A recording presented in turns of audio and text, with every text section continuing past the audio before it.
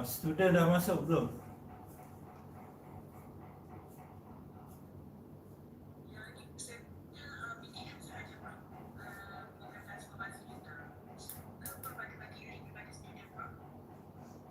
Student saya tak bagi link sebab itu apa ni, dia orang tunggu. Dia orang pun tak dengar saya.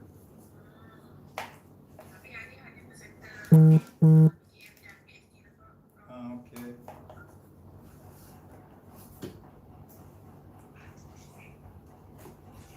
So ada berapa orang student ni?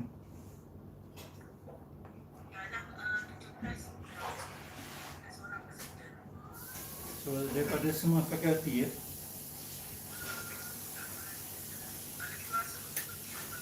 Dan daripada institut pun, siapa dari institut?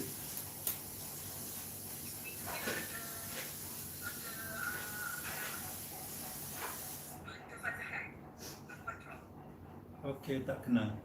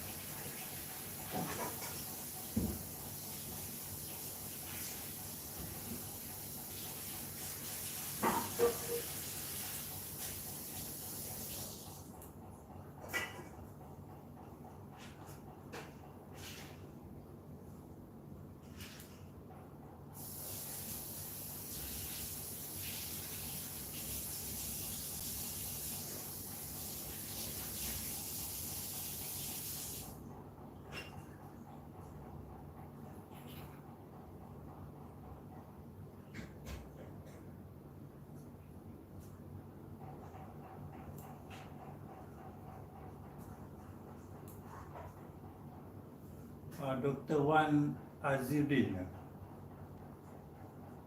I cannot hear you. You are from which faculty? I cannot hear. I cannot hear you. Okay.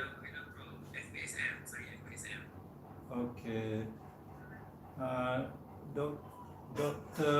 Muhammad Faisal Ali Akbar. Can I see your face?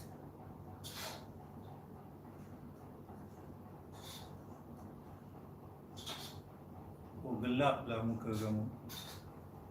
It's very dark. Ini ada Dr. Amira Adam. Amira Adam, siapa tu? Muhammad Syuani Samsudin.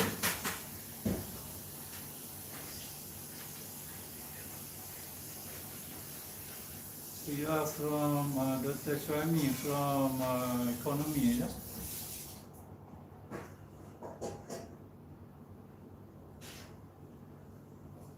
Dr. Suzana binti Syarif. Which faculty? I cannot hear you. Pardon?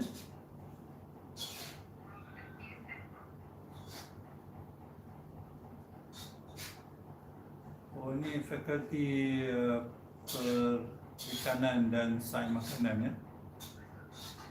Okey, saya ingat saya kenal. Nak nampak dalam meeting tak?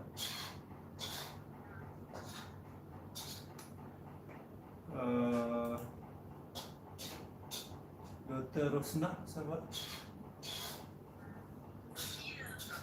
Oh, co-host. Okay, sorry. Dr. Farah dah masuk.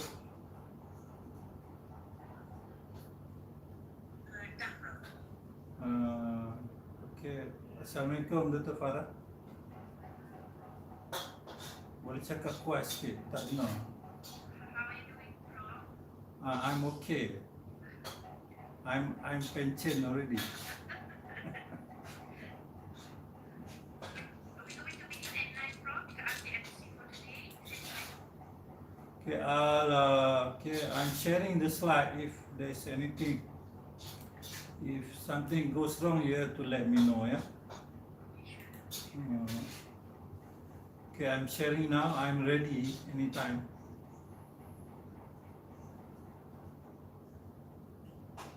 Okay, Prof.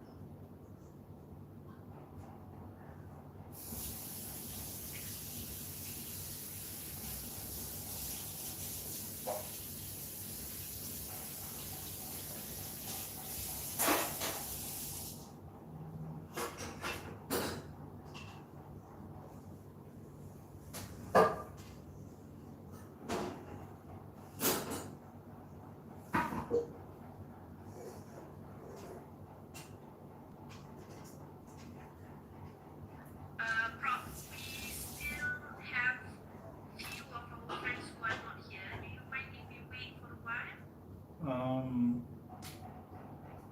Yes and no. I think we just start on time. Okay, can we wait? Can we start at Yeah, 10? we just start on time. Meaning that if they are late, then they are late and we are on time. So if we follow their time, then forever they are going to be late.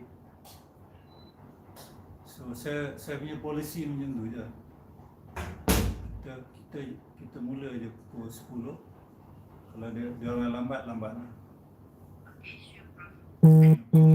Ataupun you kunci pintu. Boleh ya? Okay, sure, Prof. Okay, setuju. So we have about 3 minutes to go, ya? Alright, so at 10 sharp, then we're going to start here, Prof. Correct. Alright.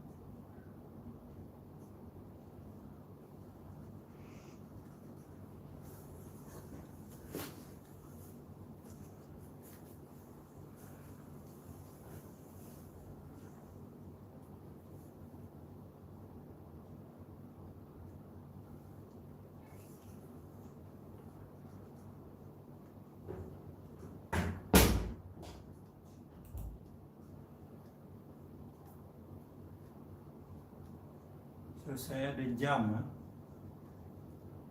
Kalau saya cakap terlampau lama, let me know, ya.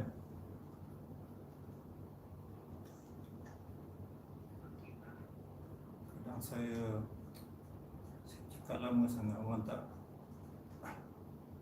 tidak suka. So 2 minit lagi, ya. Something like that.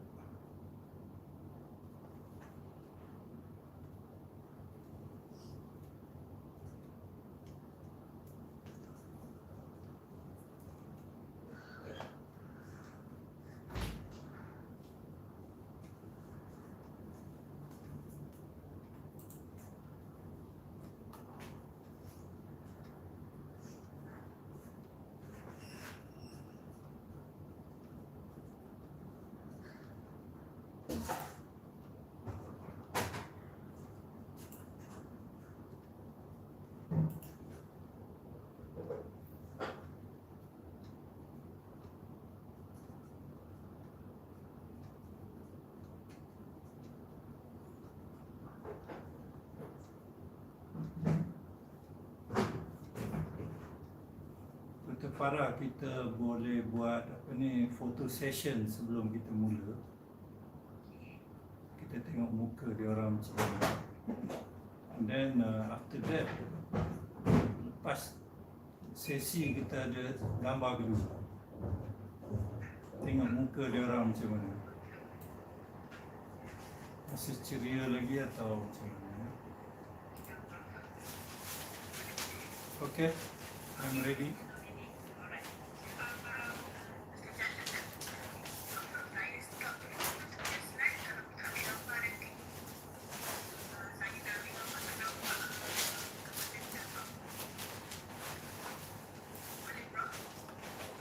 Okay.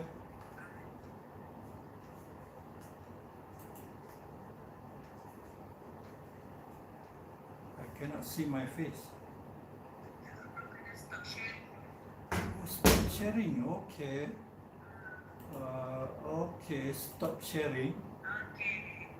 Nampak? Okay. Smile lah.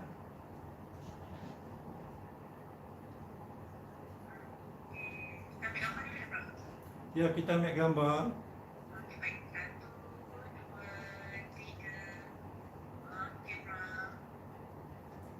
Okay, thank you very much.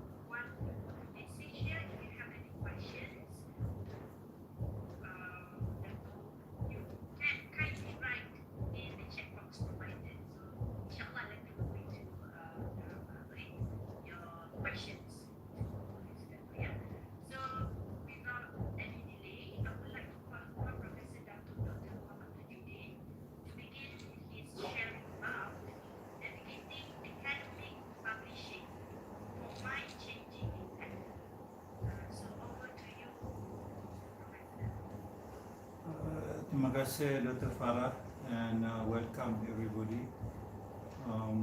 My name is Muhammad Tajuddin Abdullah. My friend call me Taj. My student call me Mr. T. Yeah? I don't expect you to call me with my full name because it's too mouthful.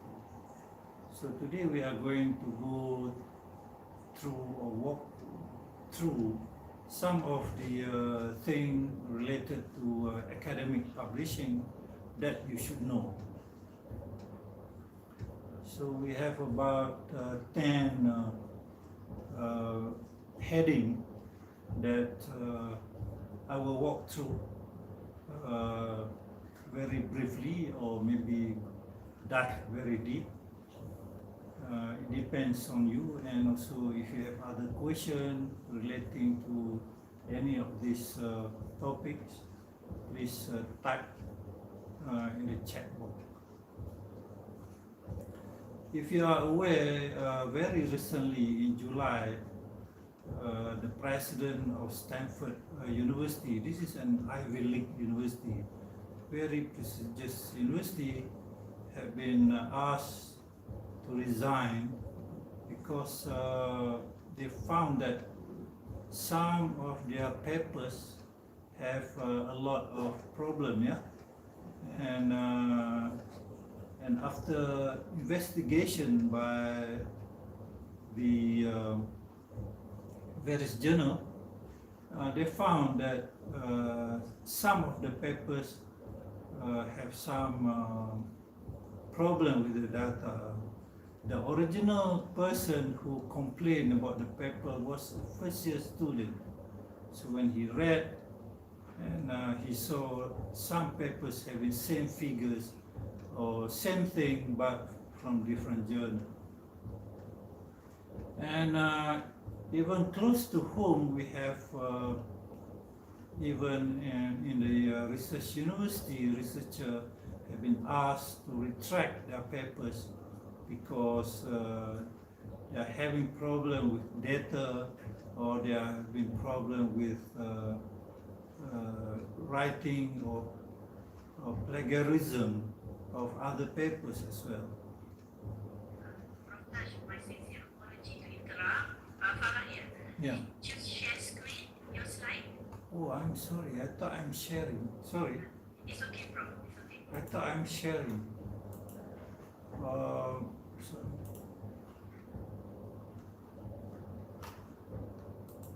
Okay. Share.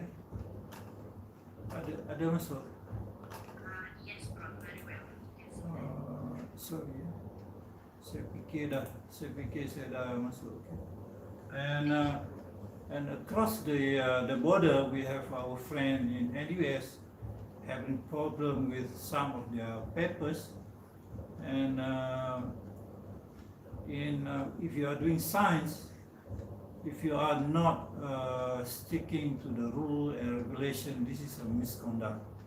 And I think they fired this researcher from NUS. Then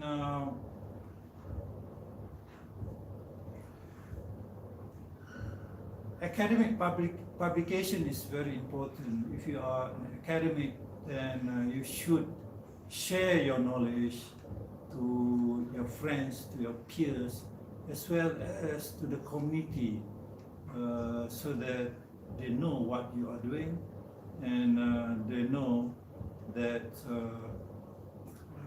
things in that field of study have been communicated very well, or have been expanding their knowledge.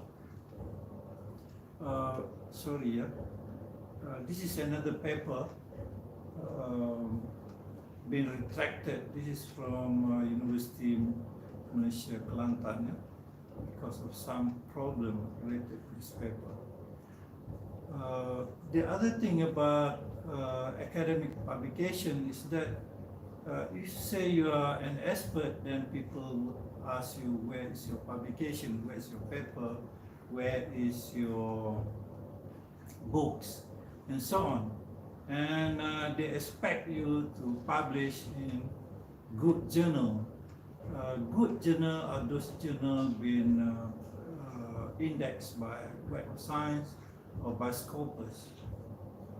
And if you are now at DS 45 or DS 51 or DS 52, you wanted to advance your career to become a senior lecturer, or to become an associate professor, or to become a professor. So you must have some form of indicator that you have contributed to the advancement of science or anything related to your field. So there are various type of publication that you can find either in the library, or in fact nowadays you can find on the internet. And some of the papers are in research journal, some are review journal, some are data journal, or some are found in method journal. So you have to find out. If you have some data and you wanted to share, you can always put those data in the data journal, and whenever you wanted to use, you can always cite whatever data that you publish, and then you write a full paper. There are people who, if you are going to conferences, they sometimes say that your paper will be published in certain journal or in certain index proceeding, and some of this paper sometimes being published as a lecture note. I think a Springer Nature have that sort of publication. Yeah. You can also get involved with publishing of monograph or books. A book is about 50 pages. Yeah? Then it's called a book. And if you have below 50 pages, then people say that this is a booklet. Or you can also get involved publishing your manuscript in edited volume. There is books comprising several chapters and being written by several authors covering a range of perspectives with some central idea. Or you can also write textbook and also a manual. There are also theses. So there are certain publishers out there who would publish your thesis after you have obtained your degree and so on. There are other publications that they call reports or white paper, and most of them are non-indexed, so you have to be careful. Yeah? So if the university wanted to have indexed journal, then if you just submit a research report, you cannot claim that as your publication. It's just a report without any index. There are also publications they call preprint, and you have to be very careful. Sometimes if you put in the preprint and then the reviewer find that you have sent to certain preprint publisher, they would reject your paper. So you have to be very careful with your manuscript. I don't expect you to waste time on online blogs. People write blogs and put some information in there, but again, it's not indexed, and sometimes you are just wasting a lot of your time doing blogs and online posting. There are also technical reports that sometimes certain organization will request you to submit a technical report, and these are not index report. Patents are legal document, and it's a valid document for you because you have developed certain technology, and you cannot claim that as publication, but then you can claim that as a patent, so you can submit the report as well as the patent number. When you are doing science, you have to go through a peer review process. There have been a lot of controversy. Yeah? People wanted to have their papers, submit their papers, and the next day they expect the paper to be published. So it takes longer time, not one day, not 1 week. Sometimes it takes 1 or 2 years to get the correct reviewer, and then it get published by a good journal. So peer review is very important because it will ensure the quality of your paper. So this is where expert or your peer group would gauge the knowledge, and whether your paper have found certain new knowledge or certain you modify certain theory, or whether your data can be validated, or maybe there are some flaws with your statistics and so on. So these experts will find it out, and you have to answer to them. Now we have a paper that was sent to a journal, and I think had been going through like 6 different reviewers.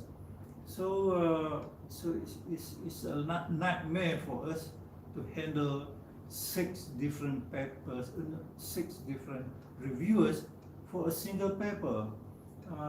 So try not to stay in that sort of journal, because it's time consuming, and you don't want to be answering all over again when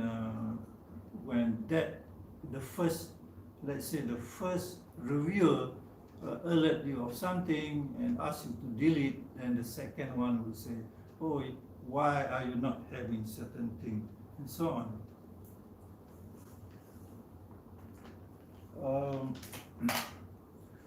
Peer review also is important, because we want to ensure that your paper is trustworthy, meaning that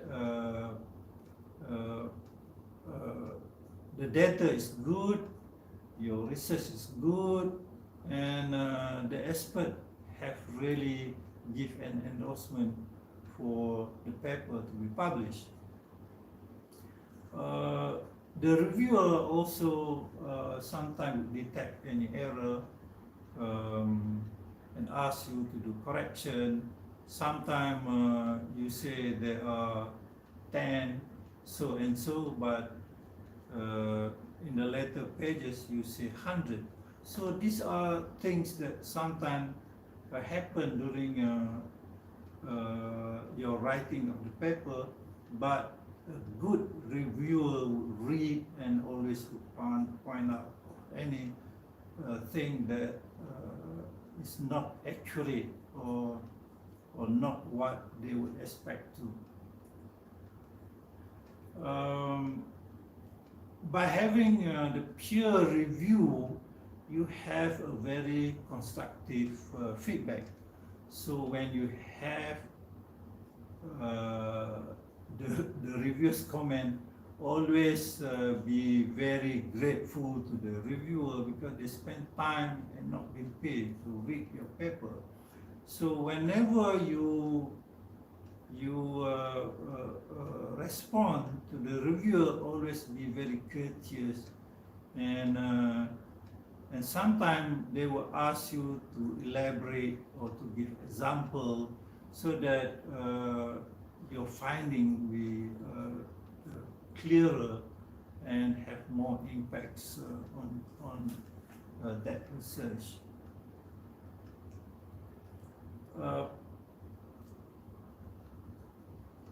Peer review is also important, so that people in your community will give a very critical comment about your work, whether they would say, oh, this thing has been developed years ago, why are you reinventing?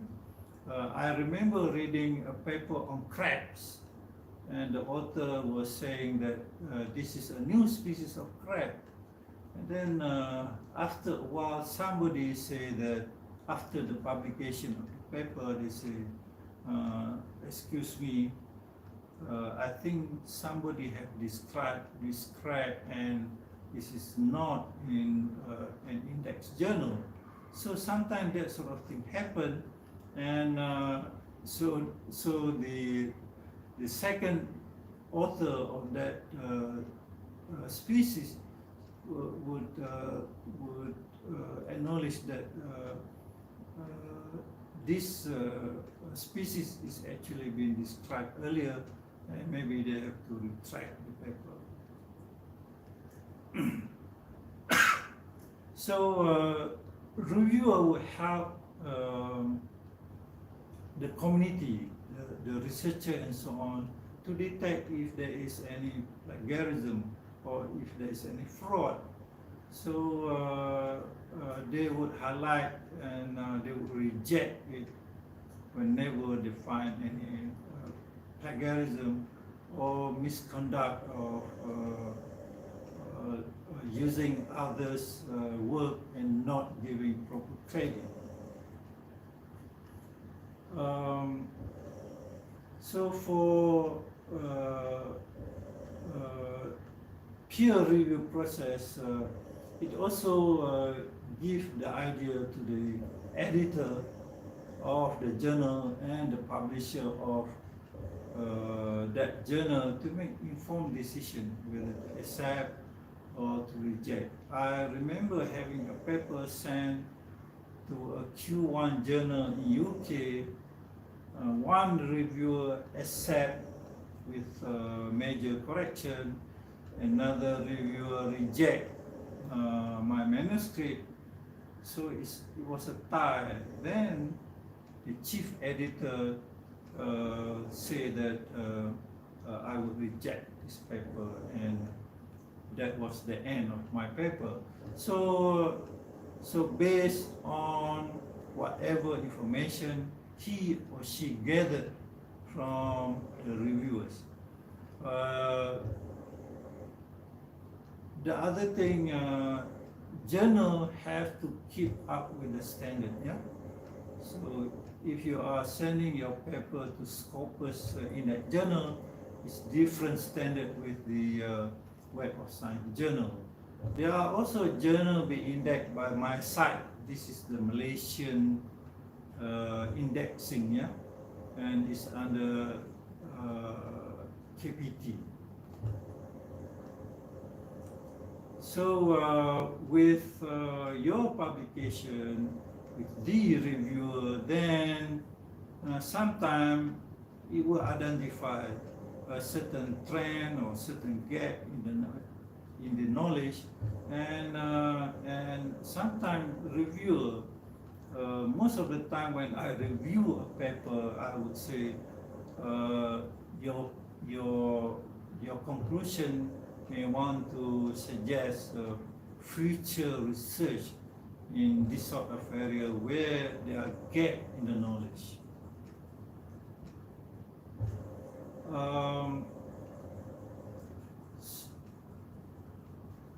Peer review is also important, as I said earlier, to maintain the quality of the academic literature.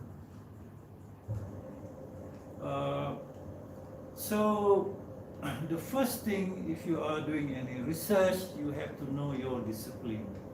My discipline is in zoology, and my sub-discipline in vertebrates or mammalogy and biodiversity.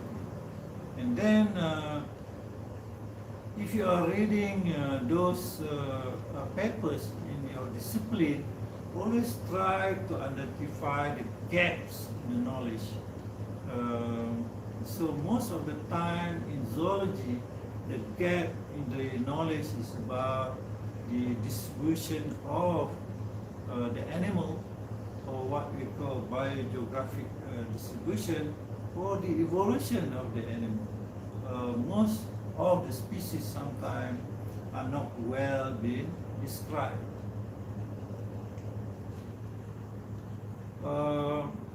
When you are doing your research, always read all the literature related to your paper. I think when you were doing PhD, you were doing that, but when you have a position, you became a lecturer, sometimes you forget to read. This is something that I found lecturers sometimes they take things too easy.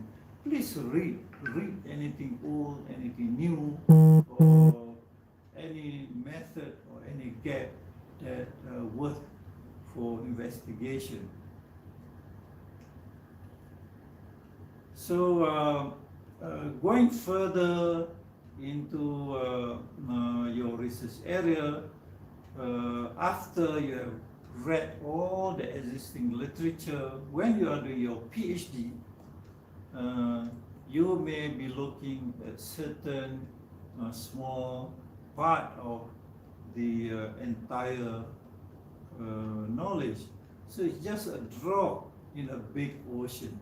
And there are a lot of other things that you can expand beyond the boundary. Most of the mistake by the lecturer is that they are like doing another PhD.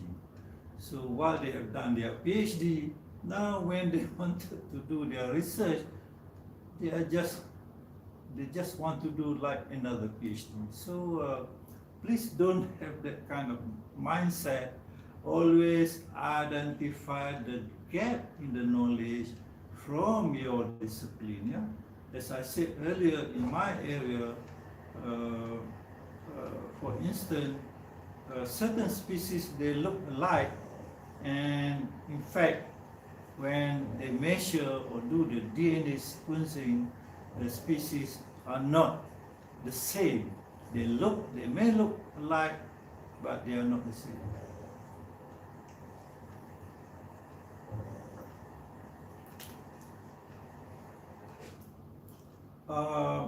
You have to think along two frameworks. Yeah? First, what we call this the theoretical framework. So is the framework that describes the theory underpinning of work based on existing research. And for example, in ecology, study on species diversity, the theoretical framework might integrate the concept from niche theory, competition theory, prey-predator dynamics that will guide the research approach. So sometimes you have to combine various theoretical framework, and that can be found in your review of literature. The other one, what we call conceptual framework. A conceptual framework allows you to draw your conclusion or mapping out the variable or parameter that you may use in your study and the interplay between them. So it's a concept, but you have to know the variable or the parameter that are necessary. So if you are studying on habitat fragmentation impact on species migration, the conceptual framework could illustrate how factors like patch size, connectivity, and habitat quality interact to influence the species migration pattern or distribution patterns.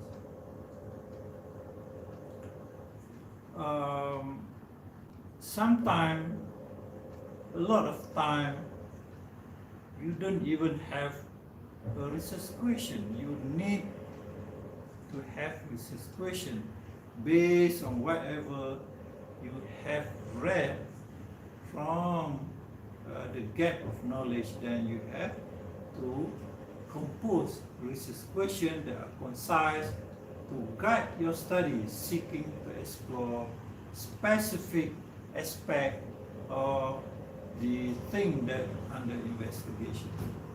So, for instance, in my area, I will ask how does the introduction of native plant species will impact on the diversity of the aquatic organism. After you have your research question, you have to compose hypothesis. H1 or H2 hypotheses are statement that predict the relationship between variable and search as a basis for empirical testing. So, if I'm working on climate change, then the hypothesis might be increased temperature, let's say increase 5 degrees Celsius, will lead to reduction in population size of certain species because of alteration in the habitats.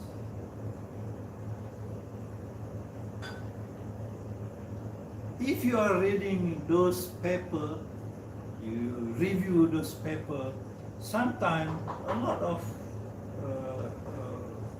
researchers fail to put the assumption. Whatever you are doing, you must have assumption. Assumptions are the underlying condition or which can be accepted as true without any direct evidence or forming the basis of your research. So if you say increase in the temperature would affect the species, then you would assume that at the point of you doing the research, there are some temperature changes going on. So in my area of study, for the prey predator dynamic assumption might be the prey density is the primary driver of the predator and population fluctuation. Most of the time, researchers fail to tell the reader what are the constraints. Constraints are limitations or restrictions that impact on the scope, design, or execution of your work.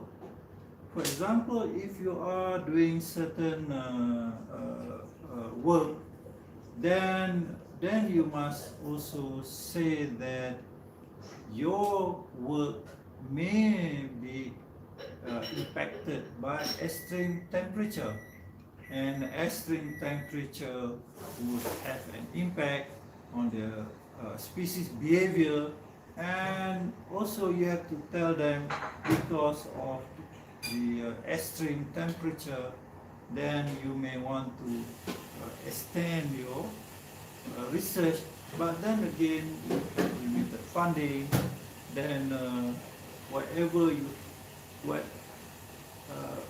you have is just being limited by the funding, by the extreme temperature, and also maybe challenges to go to those places.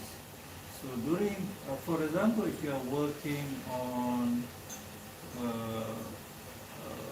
research in Pulau Perhentian, so by October, November, December, until March, the area is subjected to high wave, high rainfall, and so on, and it's not easy for you to do anyway.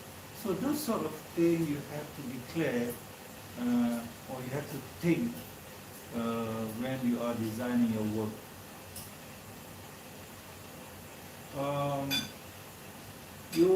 You should have an overarching goal. So the research goal is to articulate the overarching aim of your study is by outlining what you intended to achieve or to contribute through your research. For example, in a study on forest ecosystem, the research goal could be to understand the factors influencing the post-fire recovery and development management strategy to enhance the ecosystem. For example, in 1990s, we have huge fire in Sabah, a certain area in Sabah. So you may be interested to find out after 30 or 40 years what would be the forest like, or what are the animals or the plant that recover from the forest fire in Tawau. You should have your objective, and objective should be measurable or quantifiable.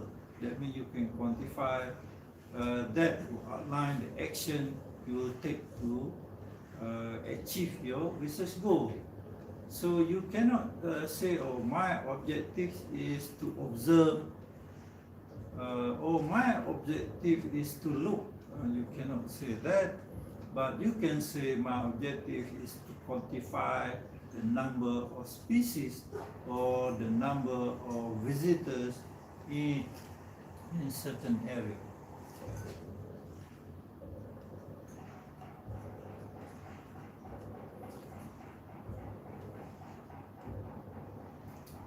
Okay, the third framework is your research framework.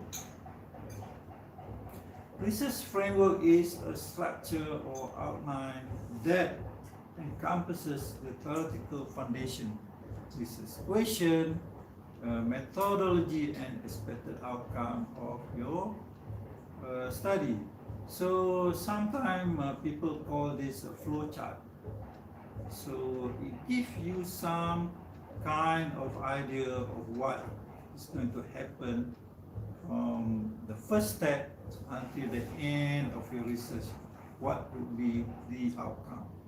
So you should at least show in the form of flowchart, but the title can be as a research framework. Then you should have your overall design of your work. You should know what are the components for your study, and how does this guide you from data gathering, analyze, and to interpret your data set. So for a study on forest succession, research designed to involve in a longitudinal approach, tracking changes in plant composition, soil characteristics over a 20 years period. So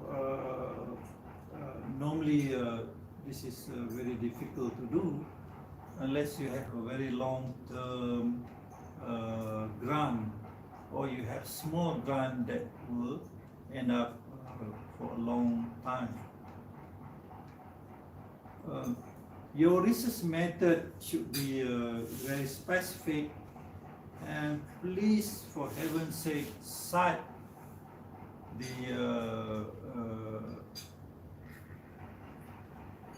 the papers that you are referring to. Most of the time you just describe without any citation.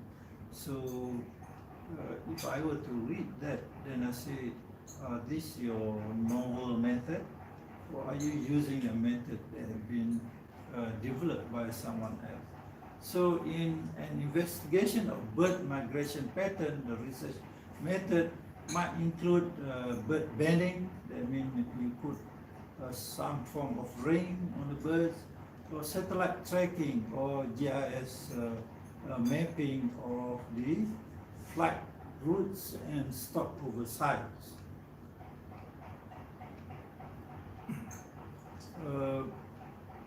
The next happy moment is to collect your data, because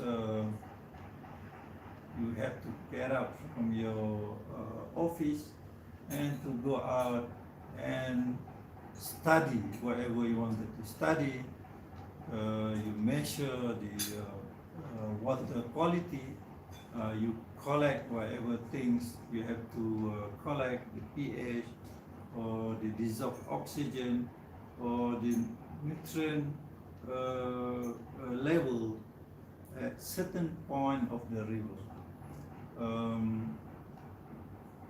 Please, if you have your river to study, then please have another river as your benchmarking.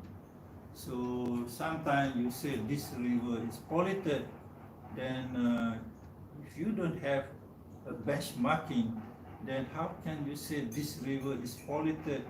You benchmark with another river. Make sure the other river is flowing from a natural area. So the other river might be flowing through kampong or industrial area. Then you can have data to compare with.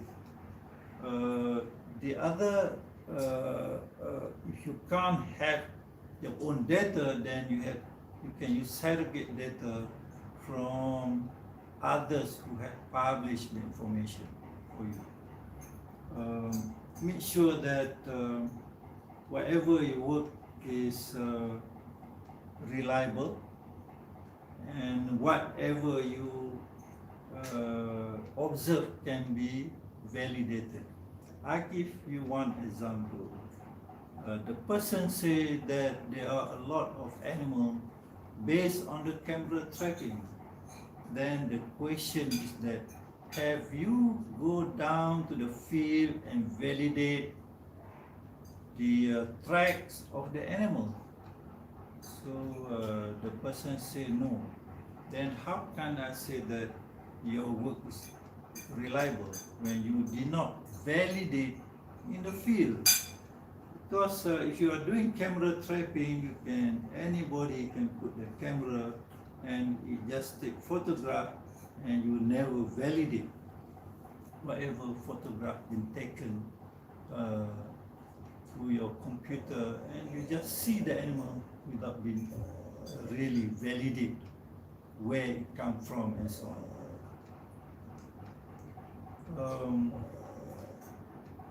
So the most challenging part of your work would be to analyze your data. This is where it goes back to what I've shown earlier. This is where people sometimes they cook the data. If you have missing data, it's okay. It's okay for certain date that you forget to collect the data and it's just blank. You have blank cell, but you can estimate based on the mean of the data set that you are having. So it doesn't mean that you have to make up, but you have to tell your reader that there was certain days that you cannot take the data, so you calculate as a mean. Take a mean from various data set within your sampling size.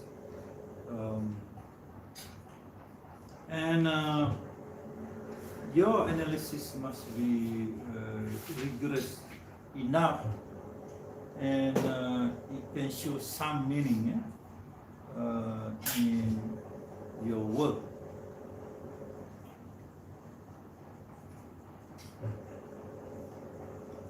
A lot of the time when I review a paper, a new paper, sometimes the writer would rewrite their method in the result. That's wrong.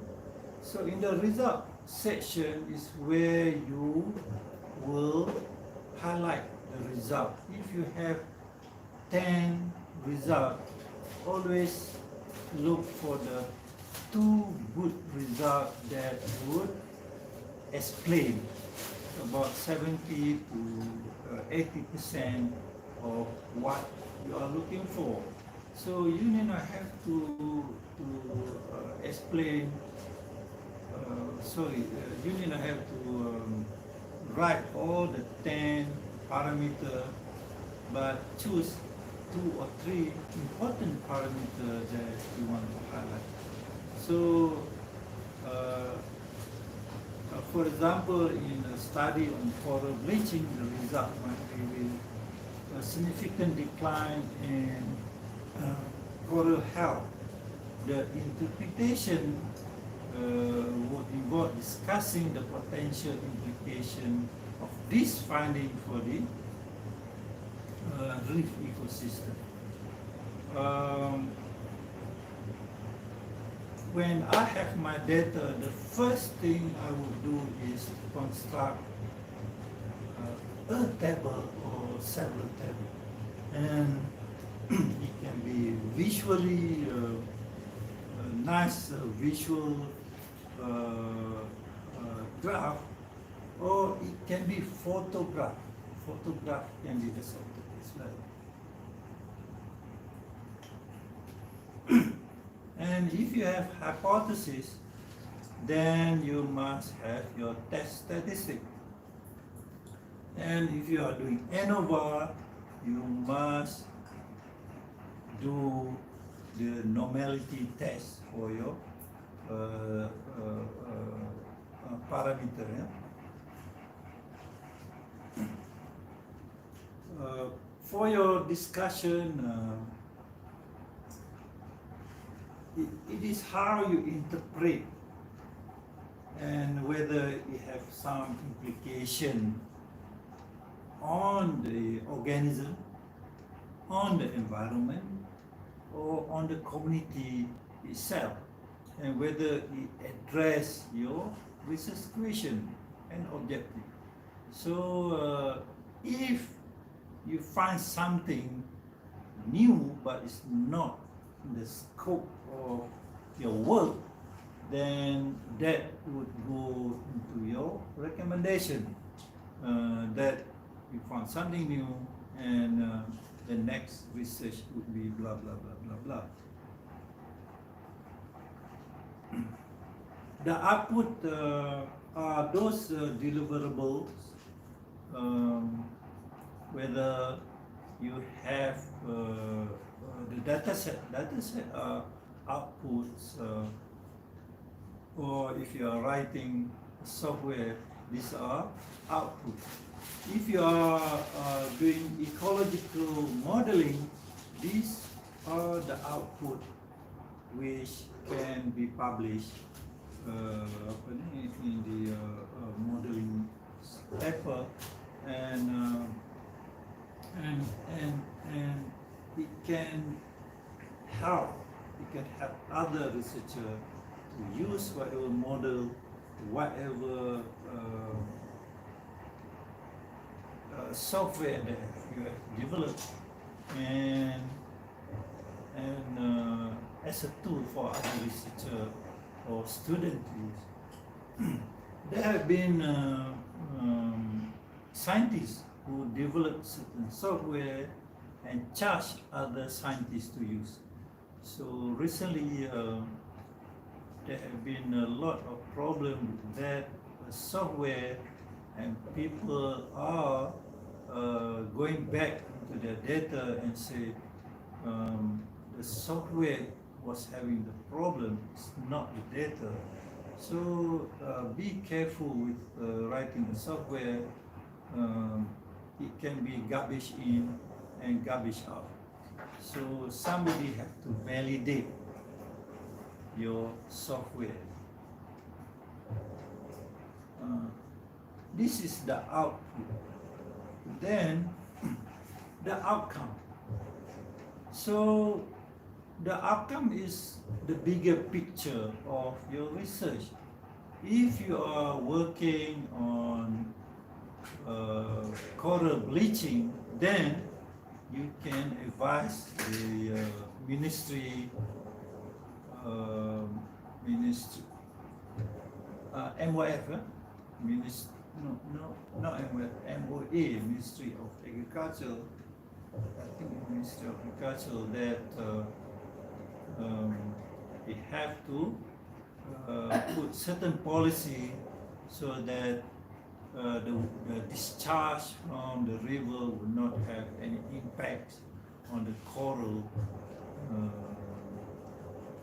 near the beaches, or the usage of boats, or the crowding by the tourists in certain areas have to be limited. So you have to tell the Department of Fishery that they have to put certain policy. These are the outcomes, and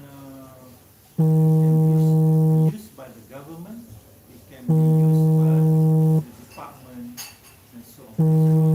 For example, the outcome of a study on urban green spaces might involve local authorities adopting new regulations to protect the biodiversity, to improve urban planning, and also to enhance the ecosystem services for the community. So the outcome can become policy change, or it can be in terms of social change.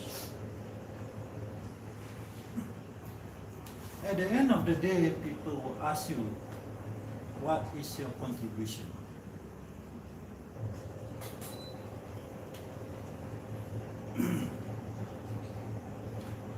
In my earlier years of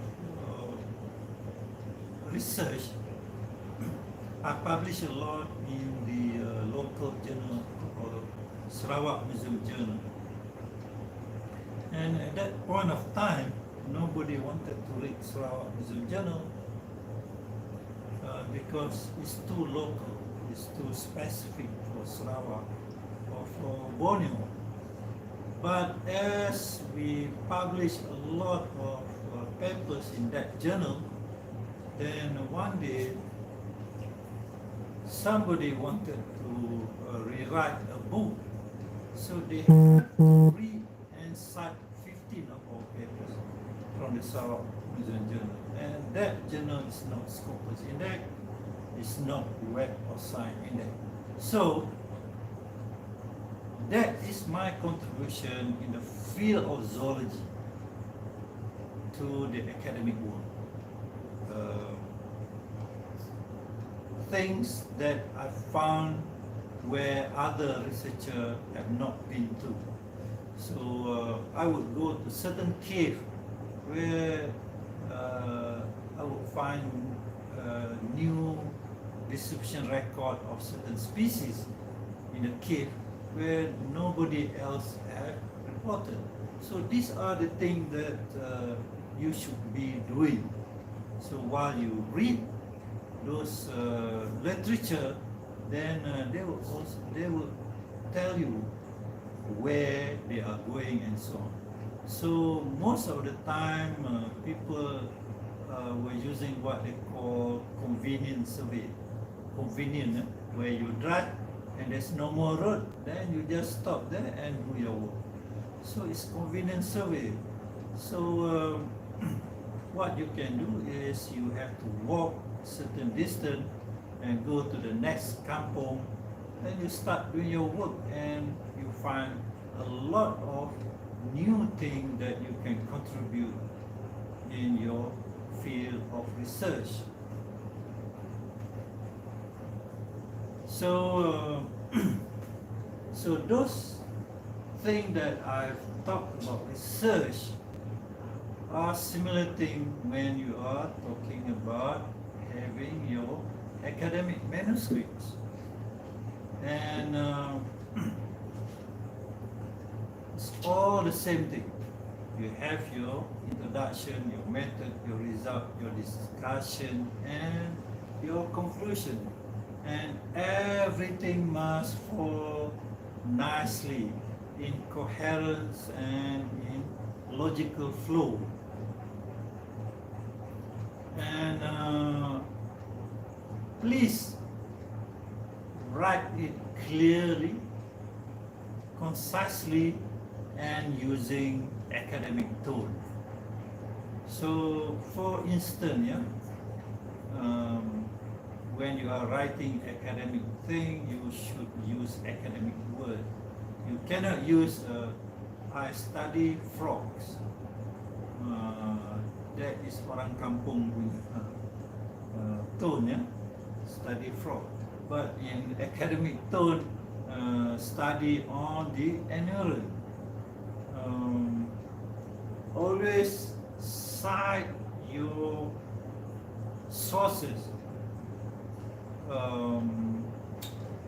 Even you are using Google Map. I use Google Map a lot for my figures, and I would always say source as Google Map, and that would avoid you from plagiarizing of certain things. We also have problem, We have also have problem. My student was studying certain group of animal, so he listed the group of animal, and unfortunately the group of animal is the same group of animal with what I've observed in other areas. So when the student ranted it in, then it says similarity with MT Abdullah. Then the student came to me and said, how come it's similar to your paper? Then say, hello young man, you are having the same organism that I observe in other areas. That is not plagiarism. It just happened that you find 10 similar animals that I observed previously in other areas. So please be very careful whether it's plagiarism or not plagiarism. You have to look into the data, and what actually constitutes plagiarism is taking word for words from others without giving citation.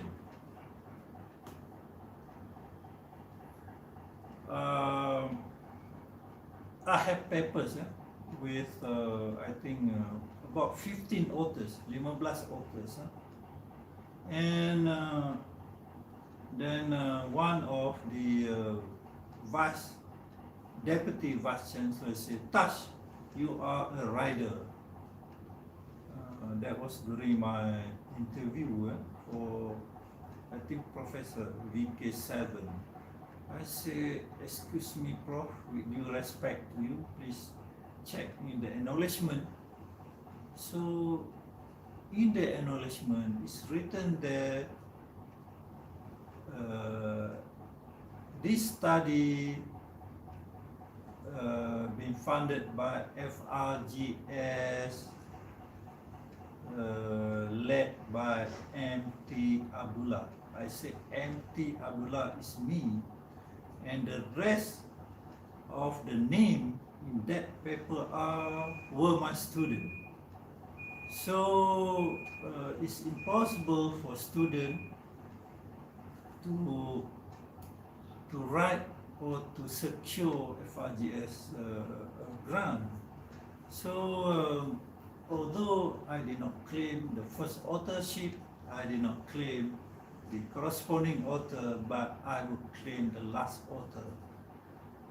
In America, last author is the most honorable author, and it's a wise man sitting at the end of the paper. So there have been cases where I asked the author, why is this name keep appearing in your paper? Is it your collaborator or what? And the researcher said, oh, Mr. T, this one my supervisor. So he told me, every time I write a paper, must put his name. That is wrong, yeah? You shouldn't put your former bachelor or master's or PhD supervisor as your co-author, because they contribute nothing. And sometimes I also observe certain researcher keep putting the name of the dean, dekan. The dean might be in other field of the work, maybe in social science, but you are in hard science, but you have the name of the dean in your paper, and he contributes nothing to your paper. So the idea of co-authorship are those people who contribute to your research. So I have 15 names. I was the grant holder. I was also the supervisor for all the students. So obviously I will be in all of their paper because of those things that I told you. But there have been cases where my student had to delete my name from the paper. So what happened was, I think she went to another area to do research which is not within the scope of the thesis, but being invited by another agency to help.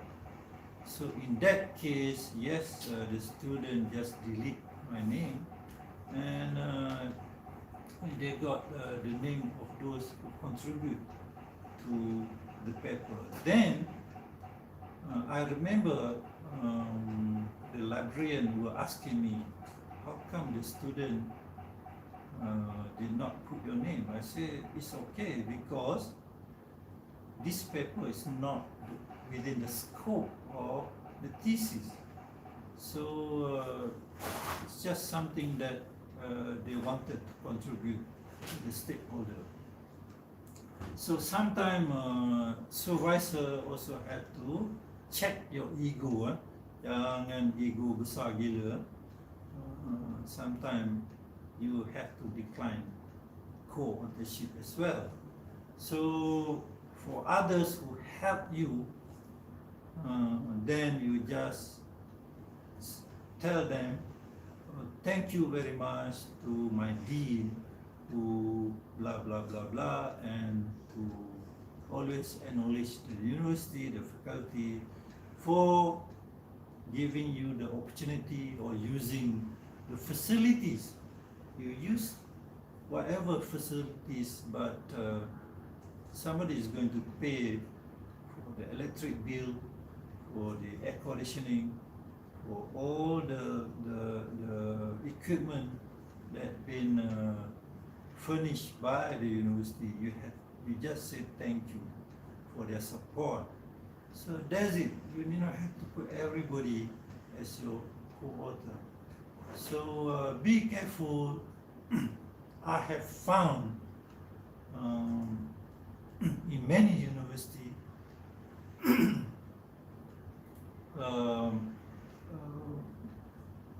some names have been inserted as the co-author by virtue of the person was an organizer of the conference.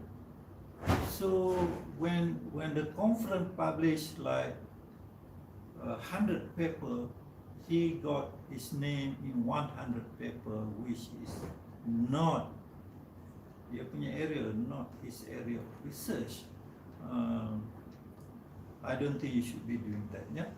So you can acknowledge the organizer of the conference, Professor so and so, in the acknowledgement section. Choose the right journal that have some impact or that is in your discipline. I have seen papers in physics, in journal of physics, These are conference papers, but nothing to say about physics. I've seen papers in social science journal, but it's not talking about social science. So you have to be careful because people would ask you this question.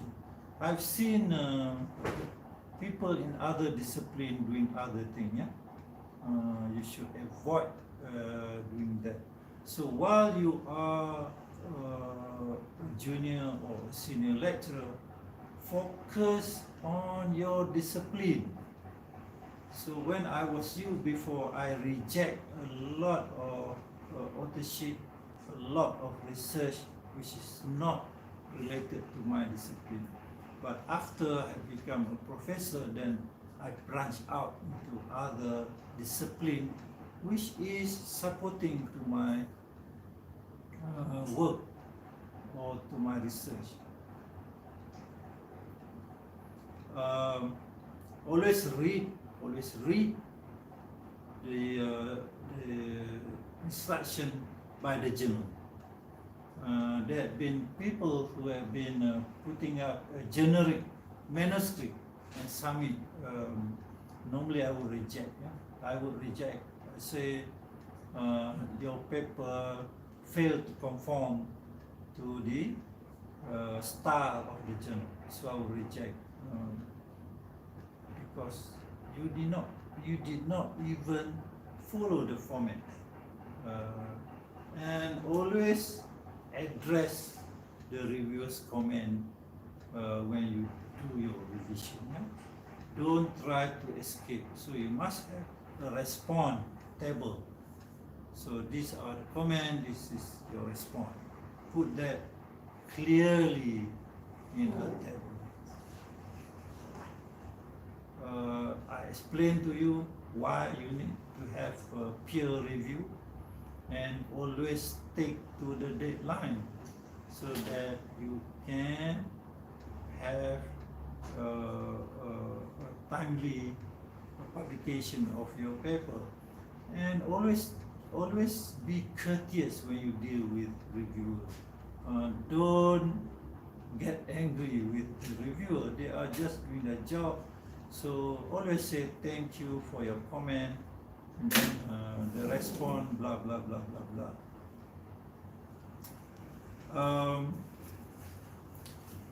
When my paper got accepted to the journal, I normally call my student or my co-researcher for a Tarikh session. Yeah? So nobody going to pat on your back or say, oh, excellent. You just have to celebrating for the paper being accepted or be published. And always recognize your student and co-worker for their hard work.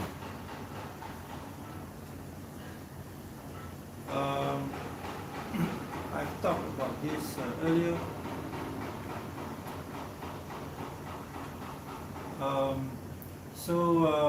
Ethical problem, I've said that in the first few slides. Yeah? So even the university vice chancellor had to resign. Big names have to retract their paper because of the unethical behavior of their work, which does not conform to the standard, acceptable standard of research and publication. So you have to be careful. I think you can get this from the Research Management Office about research ethics.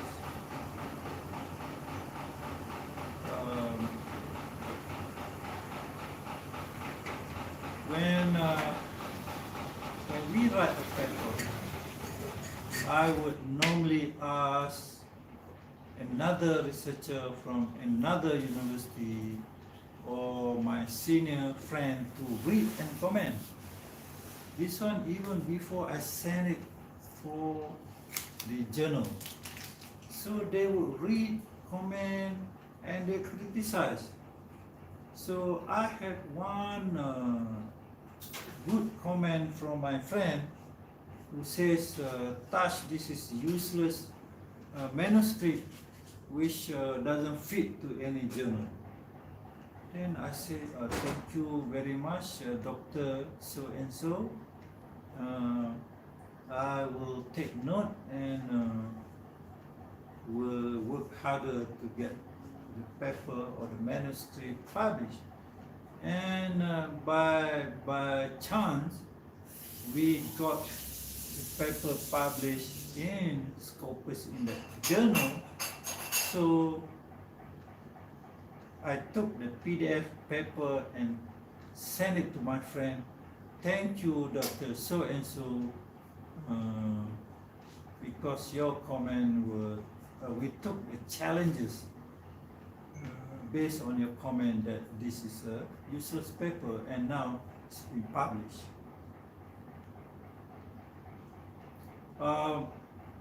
These are just appendix. You can, we go very quickly. Everybody must have or must register to this 5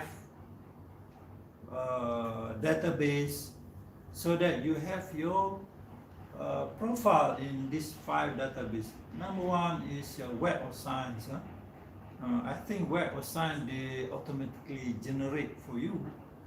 And make sure you use the same name. So I have like 5 different names because I keep changing my name. Sometimes I put my name as MT Abdullah. Sometimes I put my name as M Tajuddin Abdullah. Sometimes I put my name as Tash Abdullah, and I find a lot of problem later on. So now I just stick to Muhammad Tajuddin Abdullah or MT Abdullah. And everybody, if you are being indexed by Scopus, they give you the ID. You have your ID, 2 ID for your Scopus paper. So this is the first one, H, whatever number, and the N number is will be your when you register, they auto register for you in the Web of Science. So in your CV, these are the things that you should mention, your ID, numbers, and so on. Then for ResearchGate, this is where I put all the index and non-index paper for others to download. So I have a conference slides on the animals found in the cave, and people are downloading those slides because they cannot find that elsewhere, and I did not publish animals in the cave. So having this ResearchGate, you can always put up anything there, and you have to be careful. Some of these papers have 1 or 2 years embargo period, meaning that you cannot give it freely, so you have to hide it, and if somebody asks, then you can send it personally and say this is for your research paper, for your research only. And please, another database is academia. This is also where you can put your papers. So I even have my examination question. After the examination, I just put example of examination question. And I find a lot of download from academia as compared to ResearchGate, because students were looking for a previous examination question. The fifth one is Google Scholar. This one you have to register. Please register, and please write your personal profile nicely. So, so having this five database, then people can locate you easily. Okay, this is something about supervision. At bachelor's level, some of you sometimes wanted your bachelor student to look like a PhD student. So that is a no-no. At bachelor's level, they just use the method and then collect the data and write a report. That's all. That is for your bachelor degree, or for your PTA, or for your FYP project. It's not to aim for publication. Then you have your master student. Master student is to add one layer of knowledge, to enhance the knowledge, meaning that this research contribute to certain aspect of the knowledge or the discipline that you are going to do or conduct research. So you may want to have certain gap, and I've seen, yeah.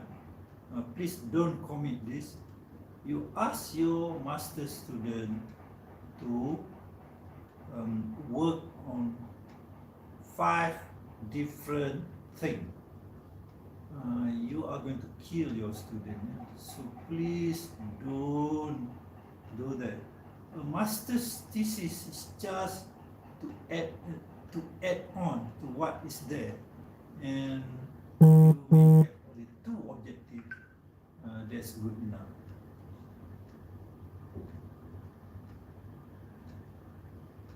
Your PhD is about original contribution.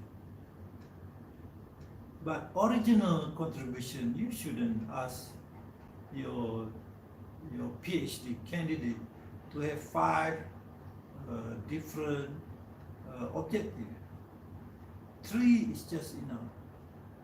3 objectives that can result in 3 publications is just good enough. And actually, publication is not required. During my time, it's not required. But now it seems that everybody is putting pressure on the student because of the KPI to produce the publication for your promotion and so on. So sometimes at the end of the day, I know certain lecturers ask the PhD candidate for 20 PhD candidate been asked to publish 20 index paper, and I say this is crazy. And luckily the supervisor backed down, and I think still asked the student to publish 10 papers because the supervisor wanted to be promoted to VK7. I think please don't do that kind of thing, because you have to remember, you train a scholar, you don't train a technician. You want to have a thinking person who produce PhD. but not to become a paper mill for your consumption, for promotion and so on. So please don't use your PhD for your promotional purpose. Postdoctoral, these are people having PhD, but you asked to work on certain focus on niche area, and to deepen the understanding of the research. Unfortunately, the university are taking postdoc to write papers. So I was told a postdoc have to write about 5 to 7 papers. I think that's too much. But in overseas, postdoc are trained to work independently and with minimal supervision from whoever the so-called senior researcher.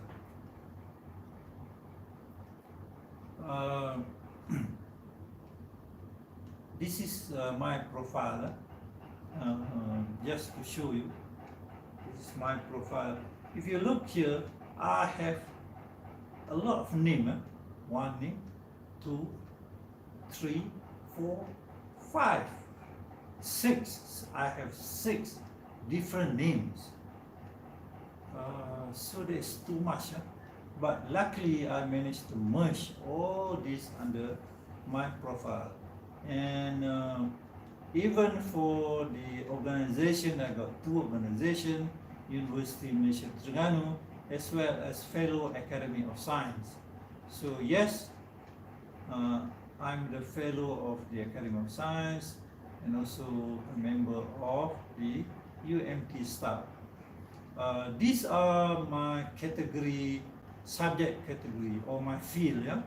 So I told you zoology, and it can be also in vet, or it can be also in environmental science, ecology, and agriculture. I've told you this is my reference. Yeah? ORCID ID, this is my reference. And here it says I have 71 documents, 58 Web of Science core publication. I don't have any preprints. I don't have any thesis or dissertation. Yeah? And they also found that I have peer review 173 papers and so on. But they managed only to verify 1. This is my profile in Scopus. So it gives you the number of citations, 859. These are the number of documents. I have 126 publications recognized by Scopus, and my H index is 30. Actually, in UMT, there are people having almost 30, H index 30, and that guy should be talking to you now. Okay, this is my profile in ResearchGate. I have 598 publications. These include my presentation. So for instance, this publication or this slide will be uploaded into ResearchGate so that you can download and read. And based on this number, I have about 200,000 reads, meaning that people download and read. And from there are 1,936 citations. This is another scholar profile with Google Scholar. So you have to read this side. This is my citation 2293, and my index is very high in Google 22, and my I10, meaning that the paper have the minimum citation of 10. So I have 69 paper having the minimum of 10. And this graph show you the trend. So for 2023, I already passed the, I think this is about 100 paper citation. So the highest was about 300 citation.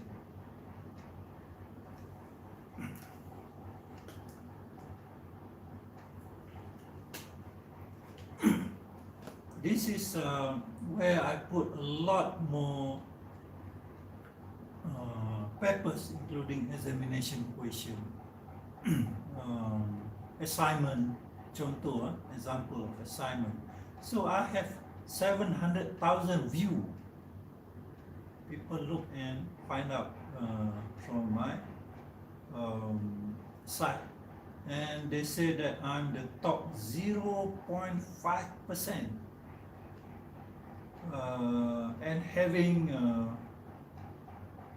cannot find where is my paper. Yeah, having 202 or 3 papers, 13 books, 32 talks. These are slides, presentations on. You see, teaching document. This is where all the teaching related material had been uploaded in here, and that's why I have this high number, because students are looking for this document. And teaching, this is one course, paleobiology. I was teaching the course. Okay. This is very interesting. So, for Web of Science, they recognize 3 positions. First is the first author. See, I have 0 first author, but I have 78% as last author and 14% as corresponding author. All of my students will take the first author. That's why I have 0 first author. Yeah? And there have been big fight with the administration saying that I was a writer. No, sorry. I took the last author or the corresponding author. So if you find my student, you will see that they will take the first author, they will take the corresponding author, and I'm just a last author, but they were using my grant, or they were being supervised by myself. This is in Scopus authorship profile, which you can download and see for yourself. I have 5% as first author for the Scopus paper, yeah, and 69% as last author. This, if you are high here, co-author, then it means that you are not a PI, you are not somebody who is really in that area of research. You are just a co-author. So you are just a co-author of every paper, but you are not a leading scientist or a leading PI or principal investigator. So you just a co-author. So the first author to reflect whether you are a leading scientist, the last author whether you are a wise scientist, or the corresponding author whether you are going to take all the technical problem and work out with the journal, or if there are some comment and so on, the corresponding author take care of that. I don't have any single author paper. So this is just a summary of what we went through. I hope this will give you some idea the importance of having publication, and also to make who you are in the future. What you are doing now is not important, but the future will be reflected on what has been done now. So I told my student, publish as much as you can. It's not necessary, but it's good for the student, because by the time my student graduated from UMT, the H index would be 3, 4, or 5, and 3 of them now are doing their PhD because they have the H index already. So and yesterday I received a message from my former student. Thank you very much for mentoring me, and now I have my first FRGS. So you feel very good. Your former student who is now a lecturer having transformed into the principal investigator by having the FRGS grant. So I think that's all, and I'll take question. I hope the Urusetia can help me reading the question from the chat box, or Yes, Prof. Farah here. I'm going to help you out. yeah. So I can unshare this thing. Yes, Prof. If you want to. Okay. Do you mind if I read the question? Yeah. First question. Any? Okay. So first question is coming from Dr. Wan Aizuddin. The question is, Assalamualaikum Prof. Soalan saya, bolehkah kita kongsi artikel kita yang publish under restricted view subscription only ke social media dan semua orang dapat download secara percuma? Okay. Memang boleh. Saya dah unshare, right? Yes, Prof. But I cannot see myself. Saya tak nampak muka saya. Okay, yes. I normally did that. If you go to my, I use ResearchGate and academia. So once the paper been published, I will go to ResearchGate and will upload the paper. But sometimes you receive a message from the editor saying that there is an embargo period. Embargo, then you cannot put it publicly, meaning that you just put the title there, put the summary, and then you leave a message saying that contact me personally if you like to have a copy. So it will not appear in the ResearchGate, but then people would prompt me, please send me a copy. Then I'll send privately via the email in the ResearchGate. So it's good for you to do that. I have also published books. You can request certain books from me, and I normally would say, please do not share or do not viral the book because it's been copyrighted by the publisher. So sometimes they say 2 years, 3 years, or forever. So it depends. Am I answering the question? Ya, boleh letak dalam social media after being published, bukan after your paper is accepted. No, you cannot do that. Bila publish keluar, dia bagi the DOI number, yes, you can tell everybody. I have done what I've done previously was to write a media punya release, just one page, as you take your abstract, but you filter down the language, because you are going to give to the media. So I will filter down soften the tone of the language for the layman, because this is going to be in newspaper. Then you include pictures. So I will put pictures of the animal, pictures of the forest, pictures of the places that I refer in the paper. And what does it mean? Apa dia punya impact dia?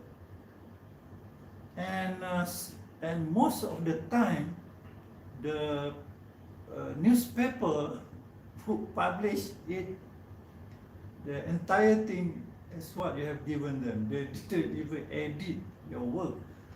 They might truncate because it's too long, but they will use everything that you have given them. Yes, I've done that as well, and you can send it to the local newspaper. I've done that. We published a paper on tiger, and then we send, upon publication, we send the news to those agencies in Malaysia, and it come out in those newspaper as well. Yes, please do that. Second question. Dr. Wan Aizuddin say thank you, Prof. Okay. Ada lagi soalan? Ada lagi any question from the floor? You can turn on your mic and speak up, please.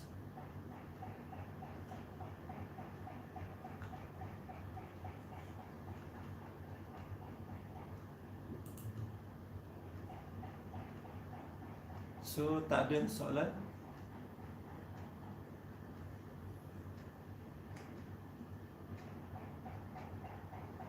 Ada lagi soalan?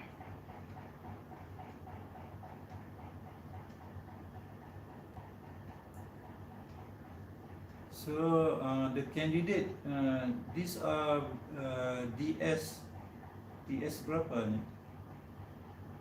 DS 51 or DS 45 or 48? Some 51 and some coming from 45. 45,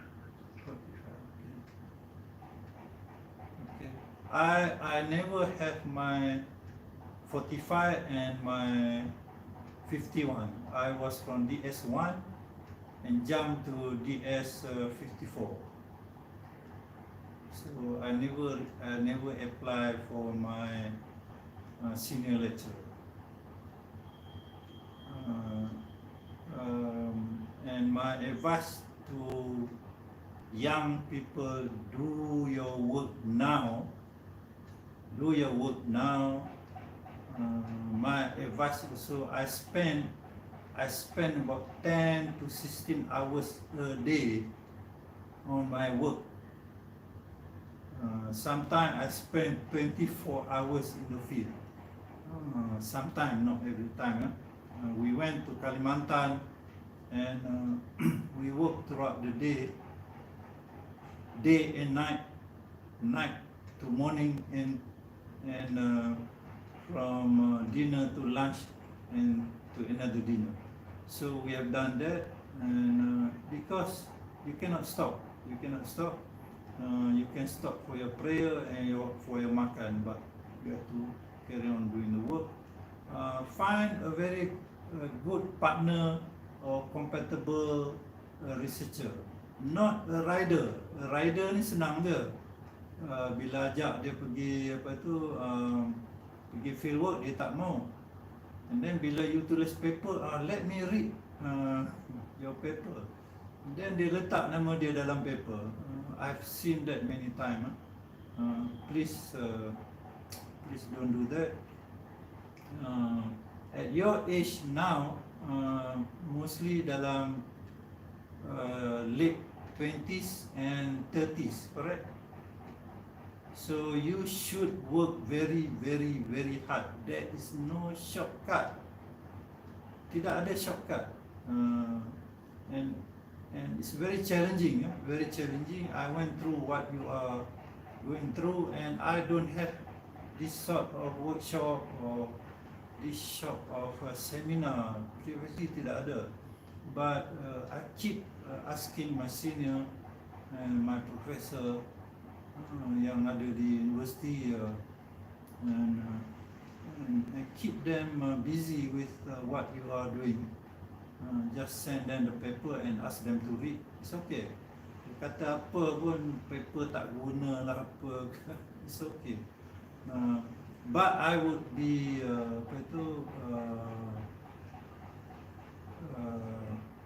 saya menjadi takut kalau saya dapat paper there's nothing, no comment. Itu yang saya takut. I'll be happier if somebody comment rather than oh no comment, beautiful. Memang itu rosak. Then that will be the first and the last time saya minta comment. So the best person for you to ask comment is your worst enemy. Worst critic, orang yang selalu cakap itu ini, give them your paper and ask them to comment. They will comment your paper, and that's good. That's good. So jangan bagi pada BFF. BFF, oh cantik lah, bagus lah. Itu semua mengarut.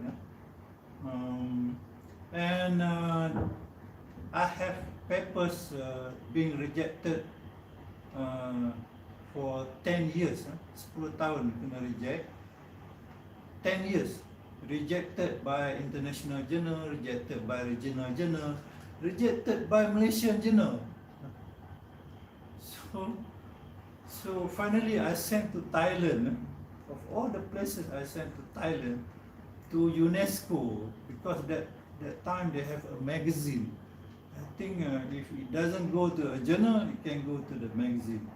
Then finally, after 10 years, it came up. So I've done my PhD, I got my PhD, and I trained another PhD, then only my paper come up. So don't give up on those things.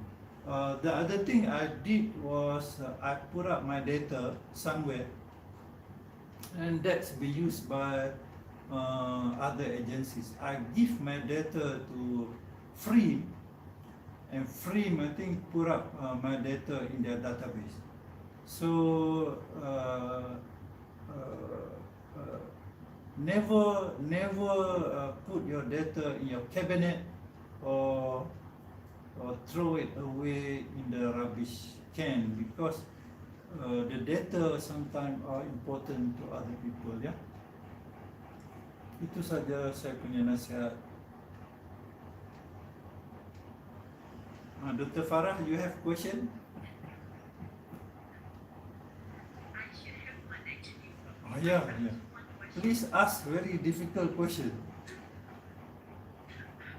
Because I just started my career, so I didn't know what extent the complexity of the question is. But my question is that if you've been invited to be part of the journal's reviewer, how should we determine whether we should accept or not? Because somehow we may make a homework about the background of the journal, so the journal may or may not be in-depth journal. So what criteria from your perspective that we should do? Okay, I always become generous with our local journal. Most of our local journal are not indexed, And if you think you want to help, yes, please help our local journal, because we have to try to raise the standard of our local journal. The other thing, yeah, I got this dilemma when our paper been accepted. They asked us to pay 7,000 ringgit. Okay, 7,000 ringgit, and we pay. We collect the money recently dengan with Dr. Safilola. We collected the money and pay 7,000 ringgit. Then the same journal have taken our 7,000 ringgit, asked me to review the paper. Then I declined. So, but there was another journal who give us some discount if you publish with us. Then I accept that kind of deal. So it depends on you.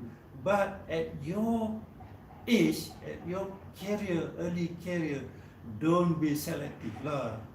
Okay, maybe you just say every month 4 review 4 journal papers.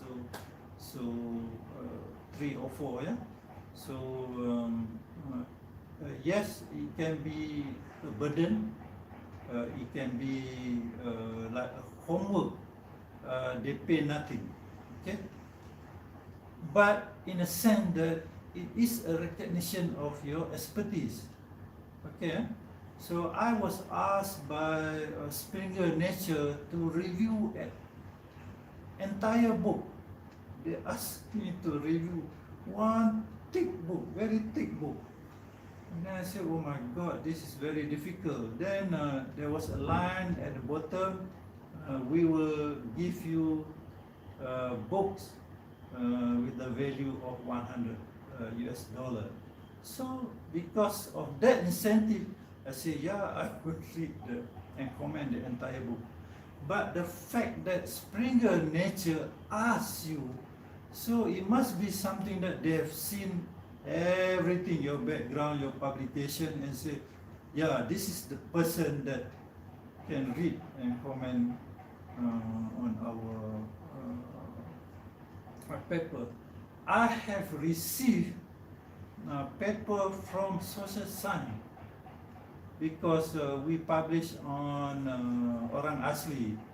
So they have indigenous people in other area, in other part of the world, and I accepted that because although that is not my main area, but because the indigenous people or orang asli are eating the animal, and animal is my discipline, so dia ada kaitan, and you check for the clarity of the paper.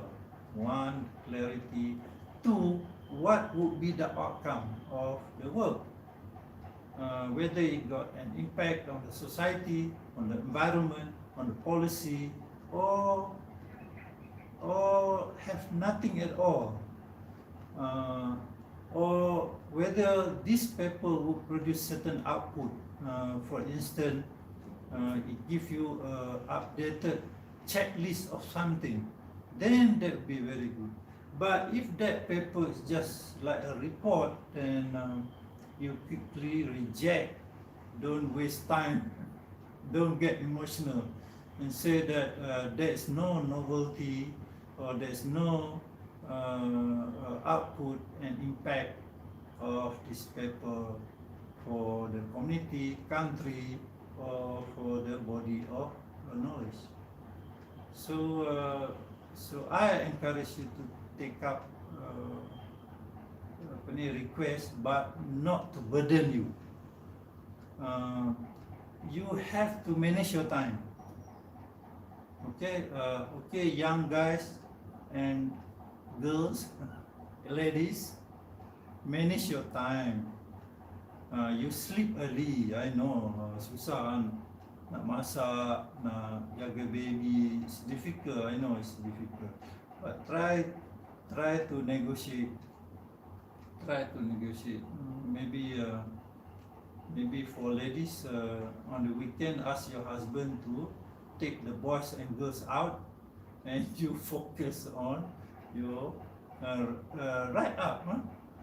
I've said this many times because I have my staff who were lagging in the research paper. Then I say, why don't you ask your husband to take care of your kid on the weekend? Weekend aja.